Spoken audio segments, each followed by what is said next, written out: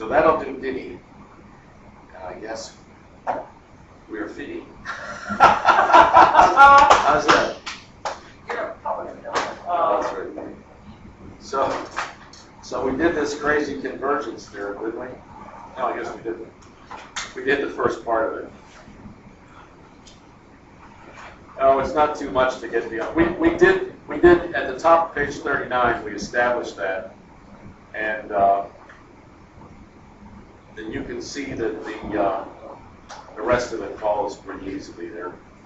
So we may now assume that if the function is, if we have a sequence of continuous functions, they would all be cosine, and they converge uniformly, point-wise, then the limit function would be taken by Weierstrass's theorem, and then that would be Cauchy integrable. Not only that, but you can integrate first and take the limit point-wise, or you can take the point-wise limit and then integrate. You get the same. That's the theorem 2.5. When you read this, don't pay too much attention to 2.6 or 2.7. It's much more complicated than it looks.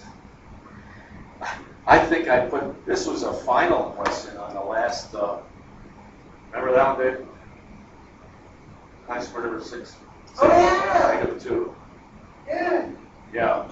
I put that on an exam. That was a complicated problem. But it's interesting, this Billingsley's example here. Let me see if I can. I like private formula. What's that? I like private formula. Oh, yeah. If the zeta 2, then you can again use the Fourier series sort of Back into zeta 4. Let me try to clarify Billingsley's example. That's very character building for someone studying math. What you do is construct a continuous but nowhere differentiable function. So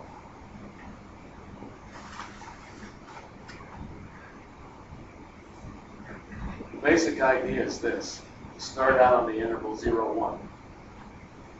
And you make yourself a triangle of height 1/2.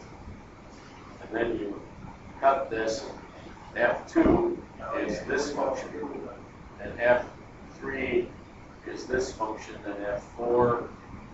And then you add them all. Yeah, you add them all together. And you get this thing that kind of loops up like this and loops down again. There's a pastry called a Lagrange. So sometimes this is called the Lagrange function because it looks like You talked about that in senior seminar. Did I? Oh, well, we're really going to do it this time. What happens is when you try to evaluate the derivative, you get down there and the thing is just vibrating infinitely fast. And right, no matter where you go, you say the derivative has to be plus or minus 1 at the same time. So we will use Weierstrass's theorem. These are all continuous, aren't they? After all, I drew them on out with my pencil. Right? Yeah. Well, you know, you carry that to the extreme. You must be able to draw this. You would not have to lift your pencil from the paper, but you wouldn't know where to push the pencil, right? Because it's not differentiable. There's no immediate direction. It's fixed in which to go. So how do you do that? Keep your pencil on the paper. I really can't tell you where to move it, but it's a picture. So all you really ever get are approximates. You know, you run out 20. It's n equals 20. You get this loopy pastry-looking thing. But in the limit, at no point is the derivative does it exist. That's extremely counterintuitive, I would say. It's not obvious to me. No, that one isn't obvious. Intuitively obvious to the most casual observer. So there you go. So I tell you what, let me just do this. read the Billingsley's calculation, because it's pretty boring, actually. I'll fight through it and try to explain it to you. And then you guys, if you would be kind enough, start reading about the Riemann integral, up through maybe the Darboux criteria for Riemann integrability. Let me just give you a preview. Darboux was a French mathematician about 25 years after Riemann was doing his work. He didn't like Riemann's definition, so he said, let's just cut to the chase here.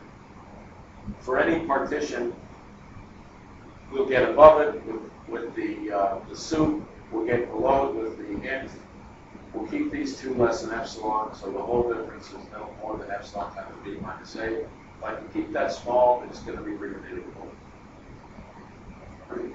Yeah, read the. I put notes up there already about the Darboux. That's what Wade did. That's what he said. Yeah, that's a typical way to. Darboux and his another countryman, Dubois Renault, sort of wanted to improve the Riemann integral. Riemann was dead by that time. He died in 1866. So this was in the mid-1870s, and they wanted to improve the presentation of it, the logical presentation. So they came up with this, the Darboux integral, which is equivalent to the Riemann, but it's defined in terms of the getting on either side.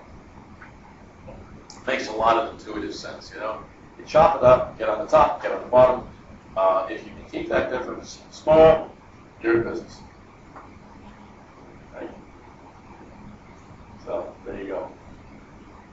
See you on Tuesday.